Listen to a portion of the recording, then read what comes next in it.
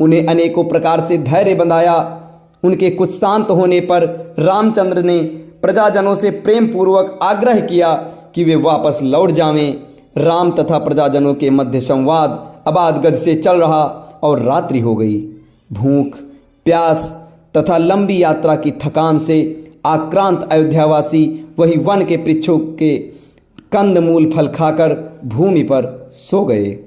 जब ब्रह्म मुहूर्त में रामचंद्र की निद्रा टूटी तो वे उन निद्रामग्न नगरवासियों की ओर देखकर लक्ष्मण से बोले, भैया, मुझसे इन प्रजाजनों का ये त्यागपूर्ण कष्ट देखा नहीं जा रहा है, इसलिए अब यही उचित है कि हम लोग चुपचाप यहाँ से निकल पड़ें।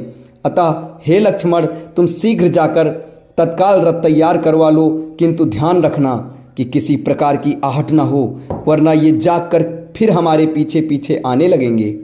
राम के आदेशानुसार लक्ष्मण ने सुमंत से आग्रह करके रथ को थोड़ी दूर पर एक निर्जन स्थान में खड़ा करवा दिया।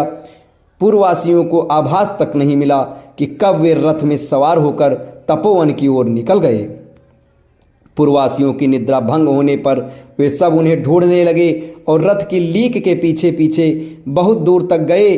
आगे जाकर मार्ग कंकरीला पथरीला हो गया था, इसलिए रथ के लीक के चिन्ह दिखाई देना बंद हो गया। अनेकों प्रयत्न करने पर भी जब वे रथ के मार्ग का अनुसरण न कर सके तो निराश होकर, हताश होकर, विलाप करते हुए अपने घर अयोध्या की तरफ वापस आ गए। अब इसके आगे भगवान श्री राम, सीता और लक्ष्मण जंगल में प्रवेश करते हैं। जंगल में क्या क्या होता है, कौन कौन से युद्ध होते हैं, माता सीता का हरण होता है, रावण का वध होता है, धीरे धीरे आपके साथ हम एक एक कहानी बढ़ाते हुए लेकर चलेंगे। हमारे साथ इसी तरह बने रहें। धन्यवाद।